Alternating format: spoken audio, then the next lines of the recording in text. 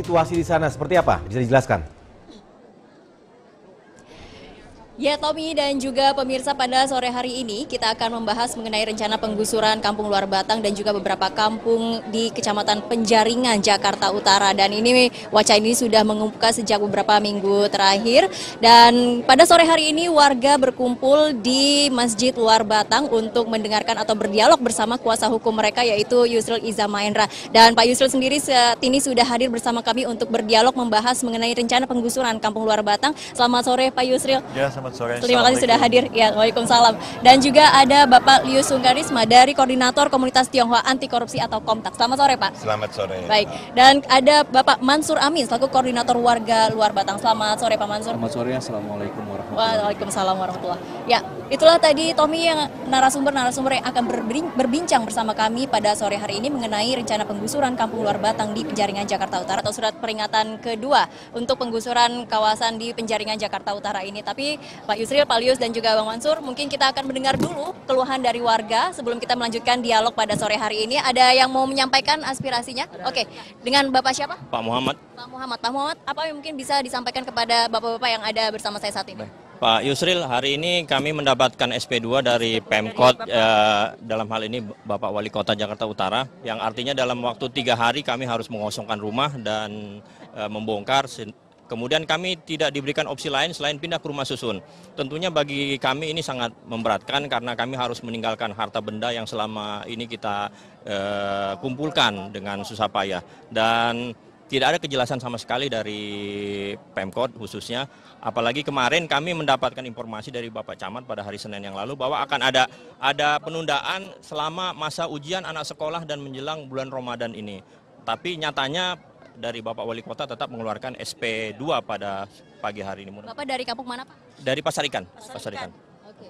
Yang ingin Bapak sampaikan terkait dengan SP2 ini apa kepada Pak Yusril? Dengan minimnya waktu, kami mewakili masyarakat Pasar Ikan sangat mengharapkan bantuan hukum dari Bapak Yusril. Oke. Sejauh ini Pak Yusril masih menjadi kuasa hukum untuk Kampung Luar Batang, betul ya Pak? Oke, Pak Yusril mungkin bisa langsung ditanggapi pertanyaan dari Pak Muhammad.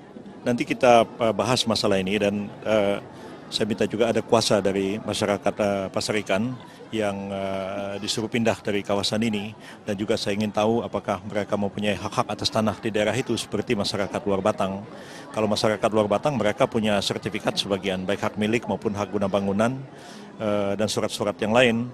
Dan saya karena ini kasus perdata ya, jadi memang mesti diberi kuasa oleh masing-masing pihak itu. Nanti tolong disiapkan kuasanya, dan kami tentu akan membantu masyarakat Pasar Ikan. Sudah dijawab Pak Muhammad ya. Sama-sama. Terima kasih. Ya Pak Ibu Yusril. mau menyampaikan juga?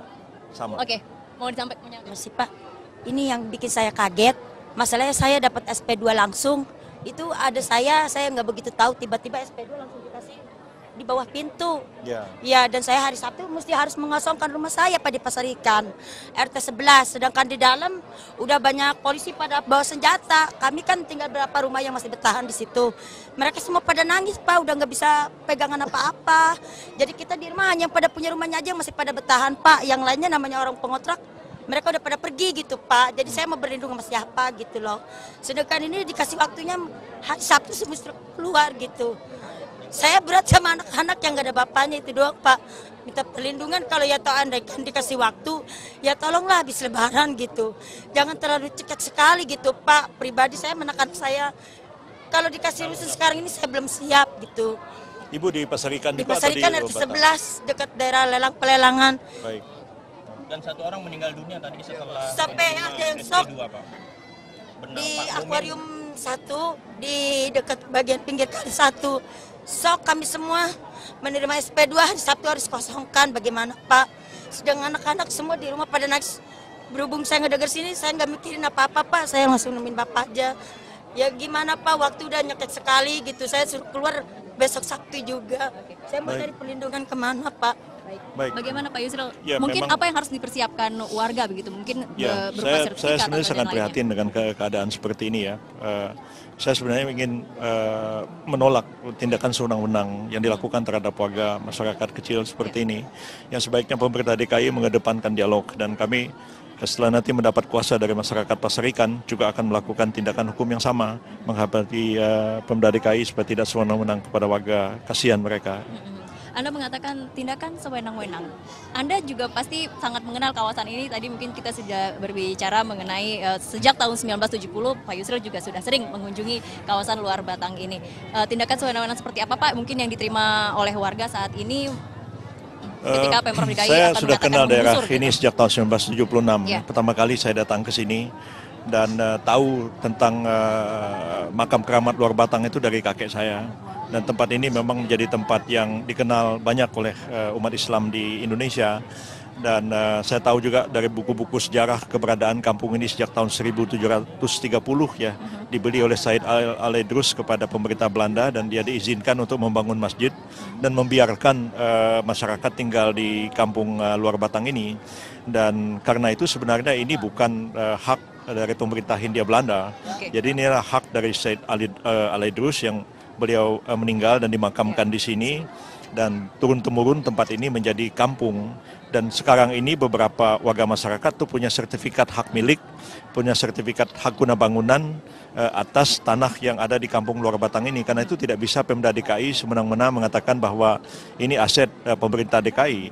Nah, karena itu kami akan dengan kuasa yang diberikan kepada kami hari ini, kami akan menyurat kepada pemerintah DKI untuk berdialog. Dan kalau mereka merasa bahwa ini aset Pemda DKI harus buktikan bahwa ini asetnya mereka. Karena rakyat bisa membuktikan bahwa ini milik mereka, ada sertifikatnya. Dan karena itu kedepankanlah dialog dengan masyarakat dan jangan Pemda DKI menggunakan cara sewenang-wenang. Karena Pemda DKI kalau tidak bisa membuktikan bahwa lahan ini adalah milik Pemda DKI, ya artinya Pemda DKI melakukan perbuatan yang selain melawan hukum tapi juga melakukan tindak pidana. Oke, Bang Mansur, mungkin tadi Pemda DKI harus membuktikan punya sertifikat karena warga bisa membuktikan kalau warga juga memiliki sertifikat kepemilikan atas tanah di Luar Batang ini. Bisa dibuktikan, Bang Mansur, mungkin bisa dijelaskan? Ini salah satu contoh ya ibu-ibu yang bawa sertifikatnya, jadi cukup banyak yang punya sertifikat. Kami Pak.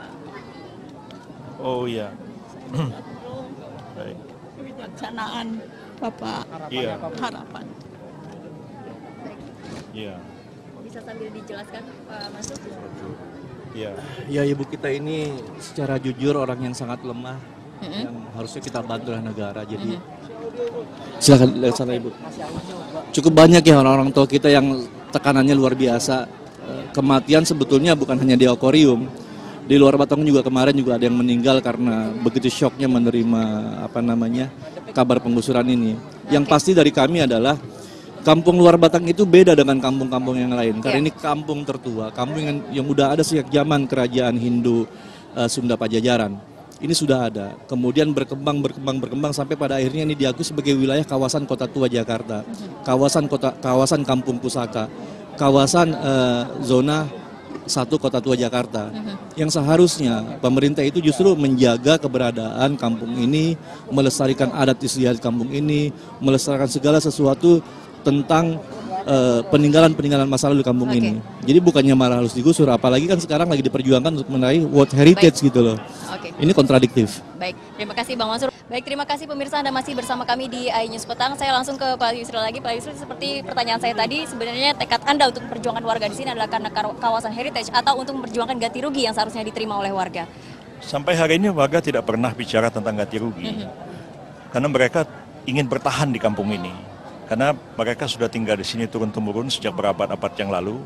Dan kampung ini merupakan bagian tak terpisahkan dari masjid dan makam ini. Dan karena itu masyarakat tidak bicara ganti rugi. Kalau saya menyarankan pada Pemda DKI sebaiknya kalau mau membenahi lingkungan ini, ya bukan bikin plaza, tapi ya silakan dibikin rumah susun untuk masyarakat sehingga yang rumahnya warga tetap tinggal di sini, bisa bikin gerai-gerai makanan, bisa mempertahankan budaya Islam dan Betawi di sini, bukan dengan cara masyarakat disuruh pergi terus dibikinkan plaza. Itu saya kira masyarakat tidak menginginkan itu. Dan akan kehilangan keheritagean. Akan kehilangan warisan sejarahnya. Betul. Oke, Pak Julius, mungkin saya ke Anda.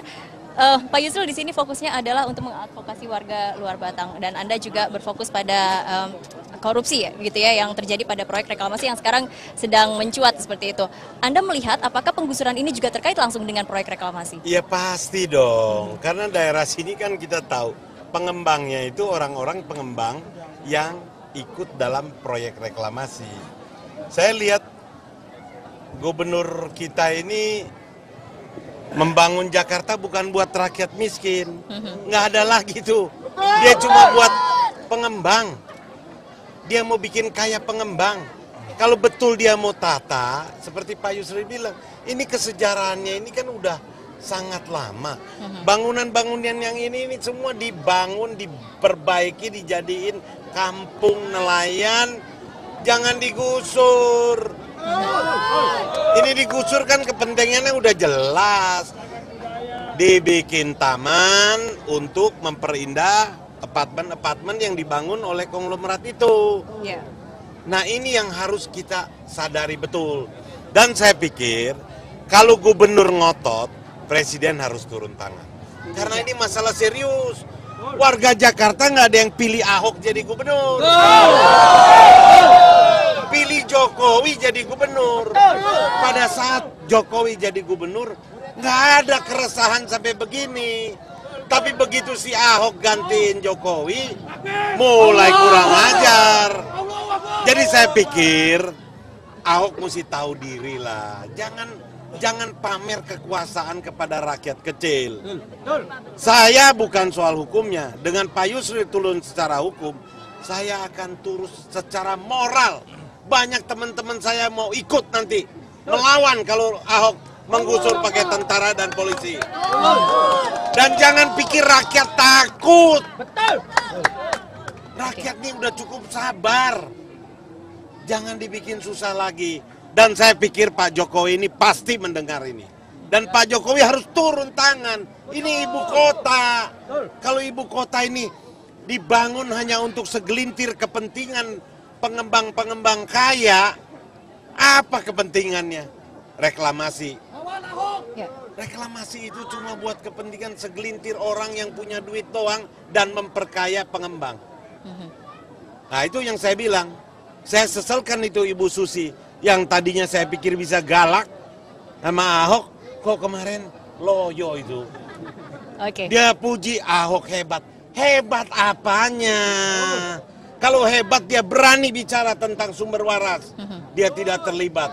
Dia berani bicara tentang reklamasi secara terbuka. Baik, artinya Anda melihat ada permainankah di sini antara Pemprov dan juga pengembang-pengembang yang memiliki itu proyek? pasti. Tadinya saya bingung. Ini ada apa kok?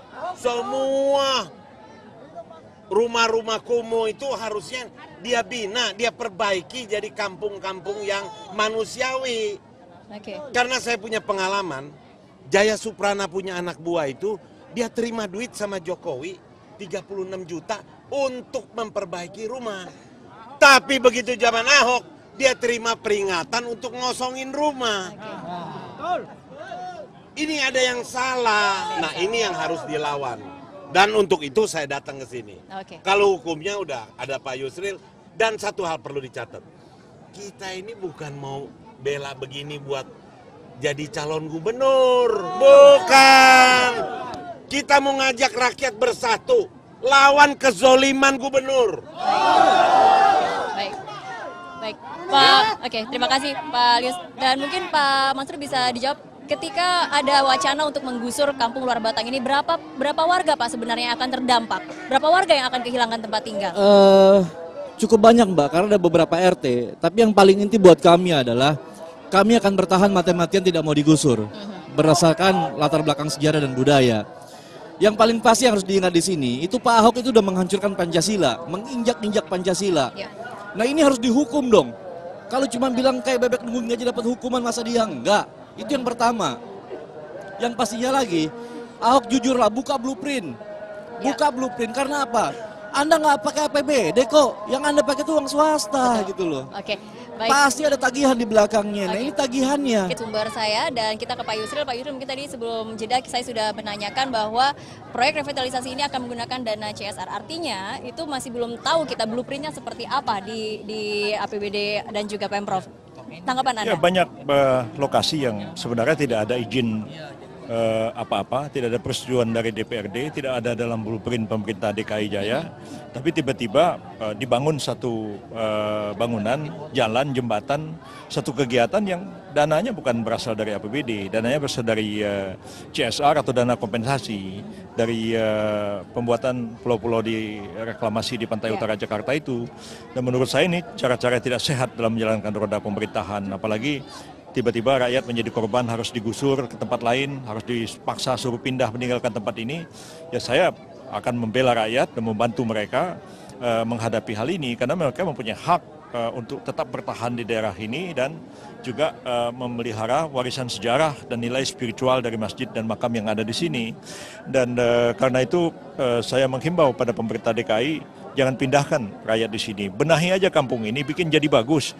Bikin rumah susun yang bagus sehingga rakyat yang rumahnya sederhana bisa pindah dan mereka bisa tinggal di sini, bisa hidup di sini dan juga memakmurkan masjid yang ada di sekitar sini. Oke, kalau misalnya dikatakan oleh Pemprov DKI bahwa kawasan ini masuk dalam RTH seperti itu sudahkah Pak Yusril menanyakan dasarnya apa? Iya, saya akan pertanyakan dasarnya apa, dan pemerintah DKI mengklaim bahwa ini miliknya, itu bisa kita perdebatkan. Makanya kami akan mengundang Gubernur DKI untuk berdialog, karena kami kuasa hukumnya. Semoga beliau mau datang untuk berdialog. Jawaban?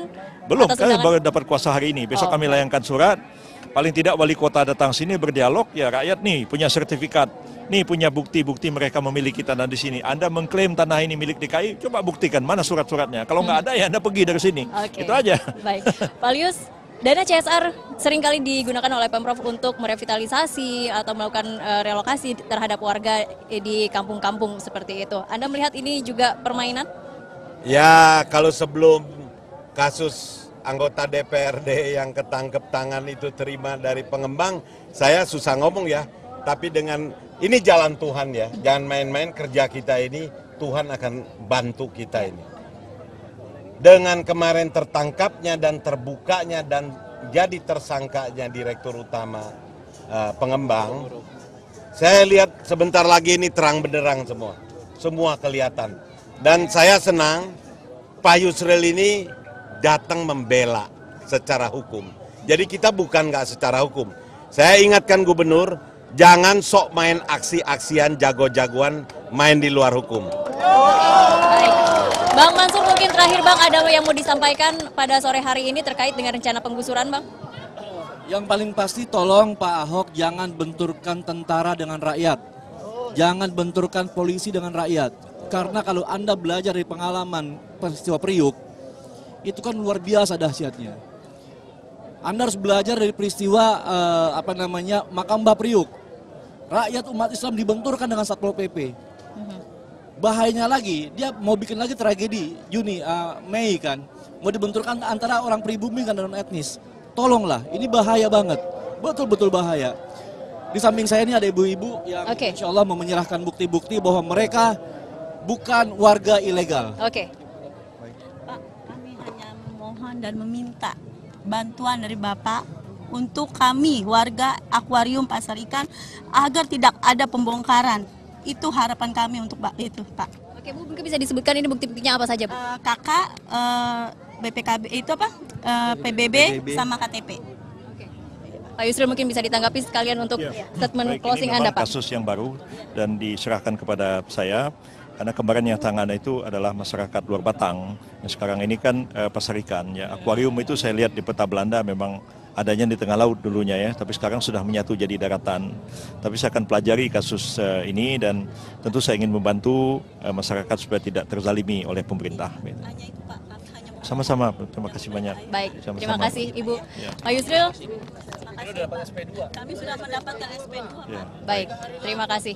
Pak Yusril, berakhir untuk perbincangan kita pada sore ini di iNews Plan. Terima kasih sudah hadir di sini. Pak Yus, terima kasih. Bang Mansur, terima kasih. Semoga nantinya solusi ini bisa kita pecahkan bersama-sama ya Pak. Baik, terima kasih. Ya pemirsa, itulah tadi perbincangan dalam iNews Petang mengenai rencana penggusuran kampung luar Batang beberapa kampung di kawasan Penjaringan Jakarta Utara. Dan kita akan kembali ke Tommy di studio. Tommy, silakan. Ya baik Laura Elvina langsung dari Kampung Luar Batang, Jakarta Utara. Sekali lagi terima kasih.